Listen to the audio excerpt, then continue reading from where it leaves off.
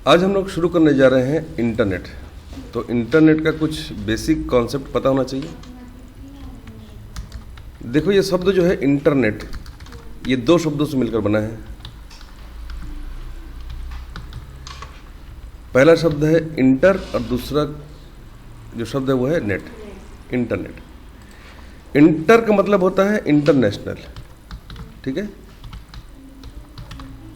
ठीक है, मतलब पूरी दुनिया में कहीं पर भी जो चलता होगा उसको हम इंटरनेशनल बोलते हैं, अंतर्राष्ट्रीय। और नेट का फुल फॉर्म होता है नेटवर्क। नेटवर्क मतलब क्या होता है कि हम आपस में सब मिलकर काम करेंगे, एक नेटवर्क की तरह काम करेंगे। आपके मोहल्ले में, गली में, कॉलोनी में कोई दुकान होगी, ठीक है, उस दुकान में आप अंदाजा लगाओ कि दिन भर में वो कितना माल बेचता होगा। तो मान लो एक दुकान है, दिन भर में हम समझ लो ये 50 ग्राहक या 100 ग्राहकों को एक सामान बेचता है। अब अगर मान लो कि इस दुकान वाले ने 2 छोटे छोटे ब्रांचेस और बना दिए और इनको भी कुछ कमीशन दिया जाता है। ये लोग भी 2-2 ब्रांचेस खोले छोटे छोटे और ये उनको भी कुछ कमीशन दें और वो भी 2-2 ब्रांचेस बना लें अपने, ठीक है। तो कैसा हो, सब आपस में मिलकर काम कर पाएंगे। और हमेशा किसी न किसी सामान की कमी, माल की कमी सबको रहेगी और वो सारा का सारा माल आपसे खरीदेंगे क्योंकि आप ही उस माल को मान लो बनाते हो, तो है ना। और हम सब मिलकर पैसा कमाएंगे और खूब पैसा कमाएंगे, है ना। मतलब सबको मिलकर काम करना है, इसी को बोलते हैं इंटरनेट। इंटरनेट में क्या होता है कि हम लोग जाल की तरह, जैसे जाल होता है ना, उस तरह से सब एक दूसरे से जुड़े होते हैं और काम कर पाते हैं। आपने नाम सुना होगा फ्लिपकार्ट, अमेजन, मीशो इत्यादि का।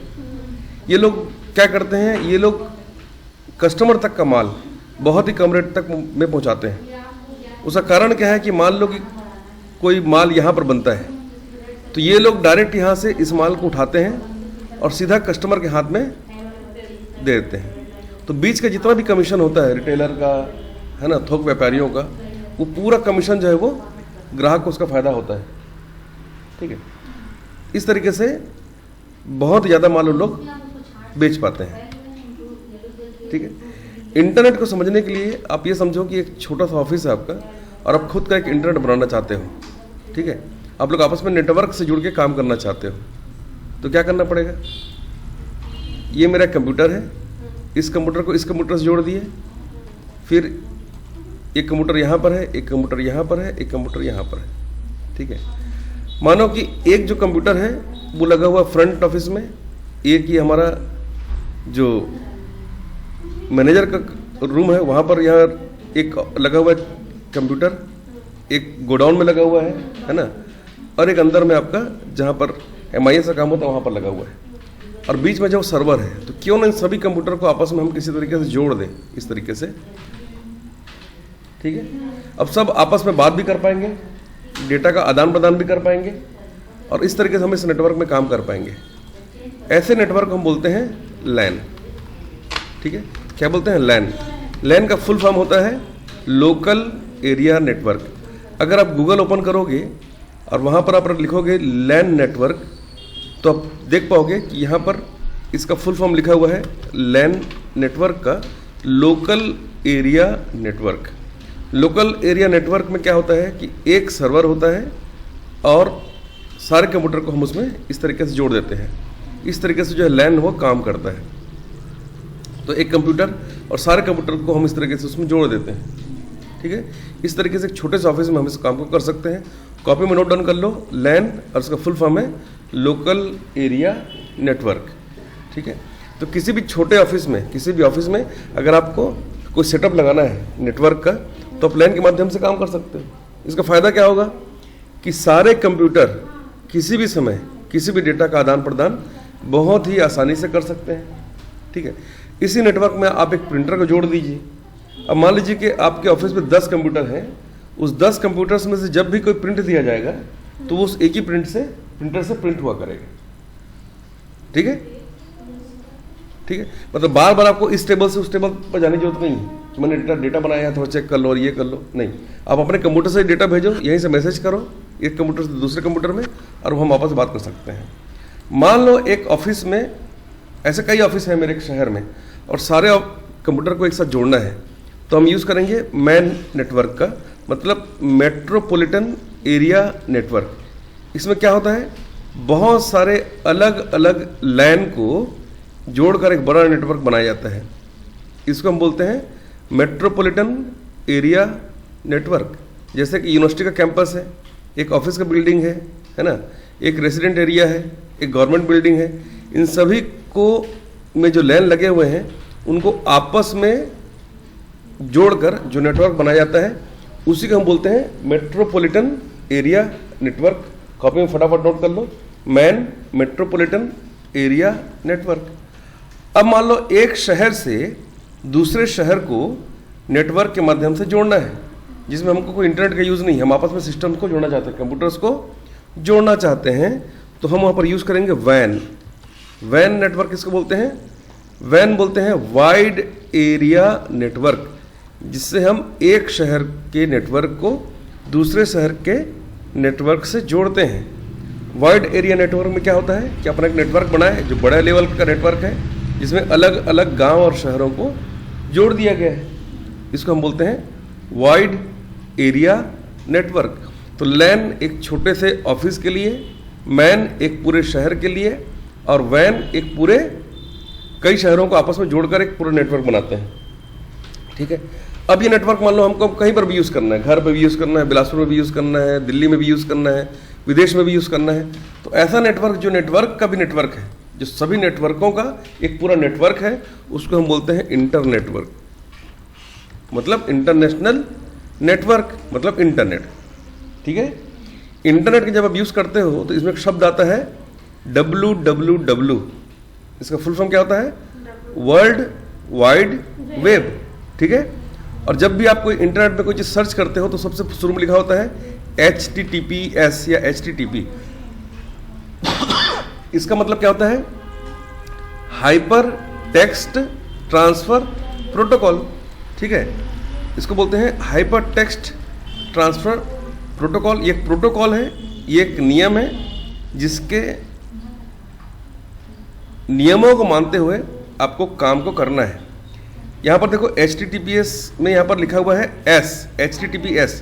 HTTP का मतलब होता है हाइपर टेक्स्ट ट्रांसफर प्रोटोकॉल, और S का मतलब होता है सेफ, सिक्योर, सिक्योरिटी, मतलब ये ज़्यादा सिक्योर है ना, ट्रांसफर प्रोटोकॉल। ठीक है, सामने देखो लिखा हुआ है इसका full form, hyper text transfer protocol secure, कि अगर एस लगा तो सिक्योर, और HTTP का मतलब हो गया हाइपर टेक्स्ट ट्रांसफर प्रोटोकॉल। ठीक है, और www का फुल फॉर्म होता है वर्ल्ड वाइड वेब। ठीक है, सामने देखो वर्ल्ड वाइड वेब। ठीक है,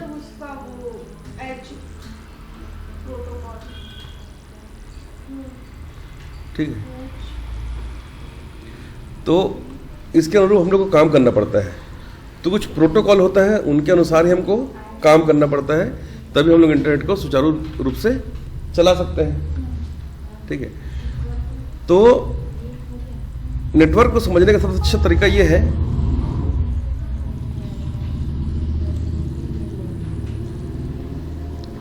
कि हम टोपोलॉजी को समझें। ठीक है, टोपोलॉजी मतलब होता है कि नेटवर्क जो आप बना रहे हो उसको आप किस तरीके से बनाएंगे, उसका सिस्टम क्या होता है, तो उसको हम बोलते हैं टोपोलॉजी। टोपोलॉजी,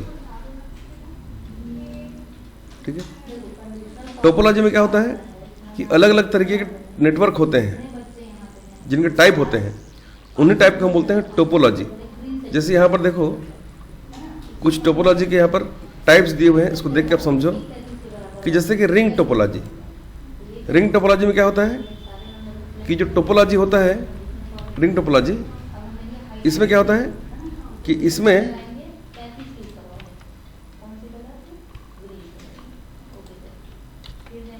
ये है, इसमें सारा जो कंप्यूटर का नेटवर्क बना हो गया आप, तो एक कंप्यूटर को दूसरे से, दूसरे को तीसरे से, तीसरे को चौथे से, इस तरीके से जोड़ा जाता है।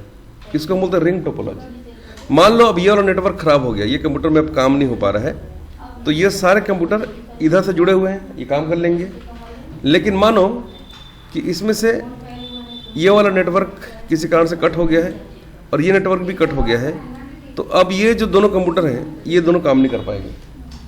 ठीक है, इसको बोलते हैं रिंग टोपोलॉजी। इसमें खर्च कम बैठता है क्योंकि सारे कंप्यूटर एक दूसरे से जुड़े होते हैं, कनेक्टेड रहते हैं। अगला जो है वो है स्टार टोपोलॉजी। स्टार टोपोलॉजी में क्या होता है? स्टार टोपोलॉजी में होता ये है कि एक सेंट्रल हब होता है और सारे कंप्यूटर उससे जुड़े होते हैं। ये थोड़ा खर्चीला है क्योंकि इसमें कोई कंप्यूटर पास है तो उसमें केबल कम लगेगा और कोई कंप्यूटर दूर में है तो उसमें केबल ज़्यादा लगेगा, और सारे के सारे केबल का रख रखाव करना बड़ा मुश्किल होता है। क्योंकि मान लो आपको 20 कंप्यूटर्स को एक सेंट्रल हब से जोड़ना है तो वहाँ से बहुत सारे केबल निकालने होंगे। ठीक है, पर यहाँ पर ये अच्छी बात है कि मान लो कोई एक कंप्यूटर खराब है तो बाकी कंप्यूटर को उससे कोई नुकसान नहीं है, मतलब वहाँ पे काम होता रहेगा। ठीक है, तीसरा जो है बस टोपोलॉजी। बस टोपोलॉजी में जो नेटवर्क हो इस तरीके से बनाया जाता है और इससे सारे कंप्यूटर इस तरीके से कनेक्टेड रहते हैं इस तरह से, तो इसको हम बोलते हैं बस टोपोलॉजी। इसमें अगर नेटवर्क कहीं बीच में कट हो गया तभी कोई दिक्कत होगा, नहीं तो कोई दिक्कत नहीं है। मान लीजिए कि नेटवर्क यहाँ से कट हो गया तब आगे के सारे जो कंप्यूटर्स हैं वो काम नहीं करेंगे। कौन सा वाले? बस टोपोलॉजी में। ठीक है, कैसा टाइप से सर बस वाला प्लीज? जैसे कि मान लो एक नेटवर्क मैंने बनाया है जो इस तरीके से है, ठीक है, एक पाइप जैसा। ये थंबनेल का कनेक्शन देखे होंगे। अब यहाँ से एक कनेक्शन यहाँ से, एक कनेक्शन यहाँ से, एक कनेक्शन यहाँ से, एक कनेक्शन यहाँ से, एक कनेक्शन यहाँ से, एक कनेक्शन यहाँ से। मान लो कि इसमें ये नेटवर्क यहाँ से कट हो गया तो आगे के जो कंप्यूटर्स हैं वो काम नहीं करेंगे, आगे का नेटवर्क जो है वो काम नहीं करेगा, ये इसमें दिक्कत होती है। अगला होता पॉइंट टू पॉइंट। ये सबसे ईजी है ये, लेकिन बहुत कंप्यूटर्स में काम नहीं कर पाएंगे। मान लीजिए हमारे पास 2 कंप्यूटर हैं, 2 कंप्यूटर्स को आपस में कनेक्ट करना है, तो एक कंप्यूटर ये है, एक कंप्यूटर ये है। इन दोनों कंप्यूटर को एक सिंगल केबल से हम कनेक्ट कर सकते हैं। ठीक है, इसके लिए किसी हब की आवश्यकता नहीं है, किसी बहुत बड़े किसी इसमें इंस्टॉलेशन की आवश्यकता नहीं है, ये आप खुद भी कर सकते हो। 2 कंप्यूटर को आपस में जोड़ना है तो आपको एक केबल की आवश्यकता पड़ेगी जो आप ले सकते हो मार्केट से, जिसका नाम होता है कैट 6 केबल, जो देखने में कुछ इस तरीके का होता है। ठीक है, और इसके लिए आपको कनेक्ट करने के लिए यहाँ पर चाहिए RJ45 कनेक्टर, जो यहाँ पर आप देख पा रहे हो इस तरीके का RJ45 पिन पॉइंट। और इसको आप RJ45 का जो टूल आता है जिसके माध्यम से RJ45 में इन केबल्स को आपको सेट करना है और दोनों कंप्यूटर्स में ये नेटवर्क को आप कनेक्ट कर दोगे, इस केबल को कनेक्ट कर दोगे और बड़े आराम से आप डेटा ट्रांसफ़र कर सकते हैं, आपस में एक दूसरे कंप्यूटर में मैसेज भेज सकते हैं, है ना, और एक बढ़िया नेटवर्क की तरह इसमें आप काम कर सकते हैं। ठीक है, अगला जो है ट्री टोपोलॉजी। ट्री टोपोलॉजी में क्या होता है कि जैसे कोई पेड़ होता है ना, उस तरह का सिस्टम होता है इसमें। कैसे? मानो कि ये मेरा मेन कंप्यूटर है, अब यहाँ से मैंने नेटवर्क का कनेक्शन निकाला, अब यहाँ से 2-3 लोग जुड़ गए इस तरीके से, इससे एक कंप्यूटर और जुड़ गया, इससे एक कंप्यूटर और जुड़ गया, इस तरीके से जैसे पेड़ होता है ना उस तरीके से, हाँ, उसकी शाखाएं जैसे होती हैं उस तरीके से शाखाएं बनी होती हैं यहाँ पर। यहाँ पर भी दिक्कत यही है कि अगर नेटवर्क कहीं बीच से कहीं से ब्रेक हो गया तो आगे के जो नेटवर्क है वो काम नहीं करते हैं। ठीक है, इसको हम बोलते हैं क्या? इसको हम बोलते हैं, क्या बोलते हैं? ट्री टोपोलॉजी बोलते हैं इसको। क्या बोलते हैं जैसे अपन लोग वाईफाई एक दूसरे को वो बता रहा हूँ, आ रहा हूँ वहाँ पे। अब ये जो है जैसे मैश टोपोलॉजी होता है, मैश टोपोलॉजी में क्या होता है कि इसमें रिंग टोपोलॉजी का भी गुण है। ठीक है, और जो टोपोलॉजी में आपको बताया हूँ उनके भी गुण रहते हैं। ठीक है, इसमें आपको मैश टोपोलॉजी का भी गुण रहता है, इसमें आपका ट्री टोपोलॉजी के भी गुण रहते हैं, है ना, या एक हाइब्रिड टोपोलॉजी होता है जिसमें 2-3 टोपोलॉजी का यूज़ करके हम नेटवर्क को बनाते हैं ताकि नेटवर्क कभी फेल ना हो। पर हम लोग आजकल जो नॉर्मली यूज़ करते हैं उसको हम बोलते हैं WLAN। ये सभी लोग जानते हैं WLAN के बारे में, क्योंकि सभी के मोबाइल में इंटरनेट होता है और हम लोग कभी न कभी अपने मोबाइल से अपने कंप्यूटर को वाईफाई के माध्यम से कनेक्ट करते हैं। इसी को हम बोलते हैं WLAN, मतलब वायरलेस लोकल एरिया नेटवर्क। ठीक है, आप पूछो क्या पूछ रहे थे? ये जैसे हम लोग डिस्कनेक्ट हो सब में नहीं होगा? अभी तक जितना मैं टेपोलॉजी में बताया हूँ आपको, हाँ। उसमें डिस्कनेक्ट होने के चांसेस बहुत कम रहते हैं, क्योंकि जैसे वायरलेस में क्या होता है कि उसका एक रेंज है 100 मीटर, 200 मीटर, है ना, 50 मीटर। लेकिन क्योंकि आप केबल के थ्रू जुड़े रहेंगे किसी नेटवर्क में, तो जब तक वो केबल ब्रेक नहीं होगा या उसका कनेक्शन कहीं से ब्रेक नहीं होगा, वो आपका कनेक्शन ब्रेक होने की संभावना है ही नहीं। ठीक है, मैं स्कूलों में जैसे देखता हूँ कि वो लोग लैन केबल के माध्यम से सिस्टम को जोड़े होते हैं और बहुत ज़्यादा रेंज तक वो लोग उसी तरह का नेटवर्क बनाए होते हैं और कभी इसमें प्रॉब्लम नहीं आती है। प्रॉब्लम सिर्फ तभी है कि जब आपका केबल में कोई फॉल्ट होगा। वायरलेस में दिक्कत ये है कि अगर आप का डिस्टेंस ज़्यादा है नेटवर्क से, तो फिर आपका वो कनेक्शन टूट सकता है। ठीक है ना, जैसे अभी मैं इस कंप्यूटर को जोड़ा हुआ है, तो यहाँ पर मैंने WLAN के माध्यम से यहाँ पर अपने लैपटॉप अपने मोबाइल से हॉटस्पॉट से सिस्टम को कनेक्ट किया हुआ है। ठीक है, इस जैसे मान लो आपके मोबाइल में इंटरनेट है, वाईफाई को ऑन करिए आप, और वहाँ से यहाँ पर आपको प्रॉपर्टीज़ में जाकर यहाँ पर सिक्योरिटी जो कीज़ है, यहाँ पर अपने मोबाइल में जो होता है हॉटस्पॉट में, वही आपको यहाँ लिखना पड़ता है। और जैसे आप ओके करते हो तो आपके मोबाइल के नेटवर्क से इसमें इंटरनेट चलना शुरू हो जाता है। 2-3 कंप्यूटर को आप आराम से इस तरह से जोड़ के यूज़ कर सकते हैं। जैसे हमारा ज़्यादा काम नहीं है तो मैंने यहाँ पर कोई सर्विस प्रोवाइडर की फैसिलिटी नहीं ली हुई है, और मोबाइल से बड़े आराम से मैं इसको चला सकता हूँ। इंटरनेट सर्विस प्रोवाइडर क्या होते हैं? इंटरनेट सर्विस प्रोवाइडर वो होते हैं जो इंटरनेट की सर्विस आपको प्रोवाइड करते हैं। जैसे कि कुछ लोग जियो यूज़ करते हैं, कुछ लोग एयरटेल का नेटवर्क यूज़ करते हैं, कुछ लोग VI का नेटवर्क यूज़ करते हैं, कुछ लोग रेलटेल का यूज़ करते हैं, कुछ हाथवे का यूज़ करते हैं, कुछ BSNL का। तो ये सारे जो है सर्विस प्रोवाइडर हैं। आप सर्विस प्रोवाइडर नहीं हैं, आप क्या हो, आप उनको यूज़ कर रहे हो आप, बस, है ना। तो आप यूज़र हुए, होस्ट हुए आप, और सर्विस प्रोवाइडर ये हुए। ठीक है ना, जैसे BSNL होता है, हाथवे है, और आपका जियो है, एयरटेल है, ये सारे सर्विस प्रोवाइडर होते हैं। अब मान लो आप बोलते हो कि नहीं सर, हमको तो खुद का नेटवर्क चाहिए, हमारा इंटरनेट कभी स्लो नहीं होना चाहिए। जैसे कि बैंक में देख लो या रेलवे स्टेशन में देख लो, इनका जो सर्वर कभी डाउन नहीं होता जल्दी। उसका रीज़न ये है कि ये लोग इंटरनेट का यूज़ नहीं करते, ये लोग यूज़ करते हैं इंट्रानेट का। इंटरनेट क्या होता है? तो इंट्रानेट और इंटरनेट में बहुत अंतर है। इंट्रानेट में क्या होता है कि इंट्रानेट और इंटरनेट दोनों में अंतर ये है कि ये खुद की लीज लाइन होती है, अपने खुद की स्टैटिक IP होगी, और उसके माध्यम से आप इंटरनेट को चलाते हो। तो डायरेक्ट आपको इंटरनेट यूज़ कर पा रहे हो, तो बहुत आसानी से आप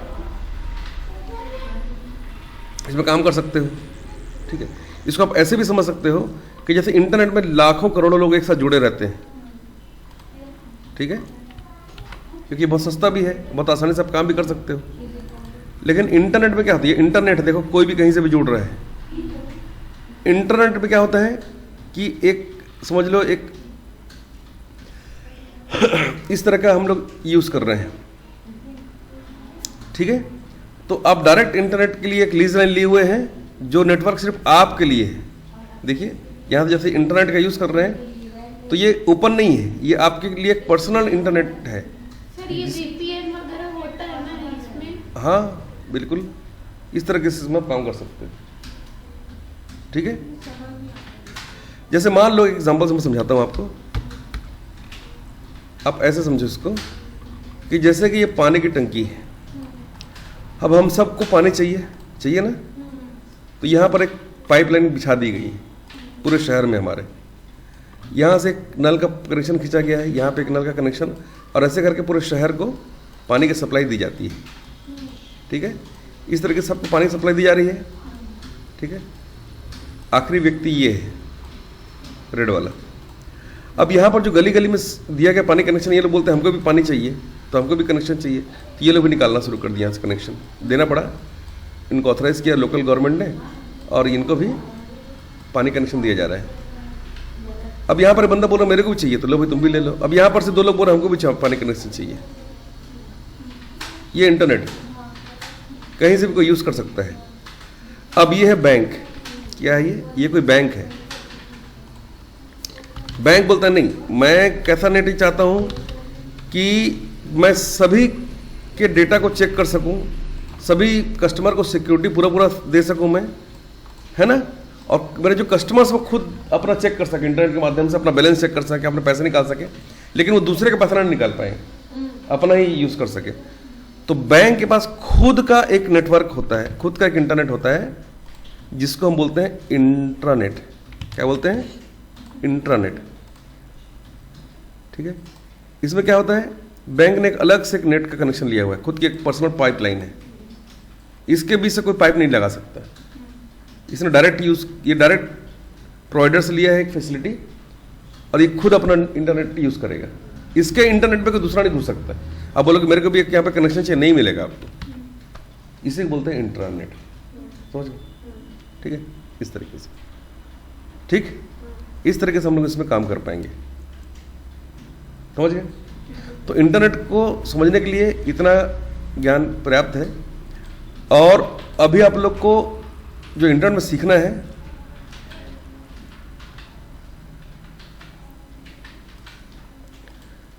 वो ये है, ये आपका सिलेबस है जो हम लोग शुरू करने वाले हैं। आधार कार्ड डाउनलोड करना, ट्रेन, फ्लाइट, होटल का रिजर्वेशन करना, ऑनलाइन जॉब ढूंढना, फॉर्म भरना, राशन कार्ड ढूंढना, आयुष्मान कार्ड ढूंढना और बनाना, ऑनलाइन काम करके पैसे कमाने के कुछ टेक्निक्स सीखना, pan card, voter ID. Card घर बैठे आप बना के देख सकते हैं, ऑनलाइन नया या पुराना सामान खरीदना या बेचना। ये तो हो गया वो कोर्स जो मैंने यहाँ पर बना के रखा है, आपको जो सिखाने वाला हूँ। अगर आपके दिमाग में कोई सवाल होगा, जैसे कि आवास का फॉर्म कैसे भरते हैं, अभी तो मारामारी फॉर्म की, आमदनी प्रमाण पत्र कैसे बनाते हैं, निवास प्रमाण पत्र कैसे बनाते हैं, ये आप खुद भी बना सकते हो, है ना। वैकेंसी के जो फॉर्म आते हैं वो आप कैसे भर सकते हो, कैसे ढूंढ सकते हो, ऑनलाइन पढ़ाई कैसे कर सकते हो, ये सारे सवाल आप पूछ सकते हो। ठीक है, तो चलो आज की क्लास में इतना ही, फिर मैं आगे बताऊंगा।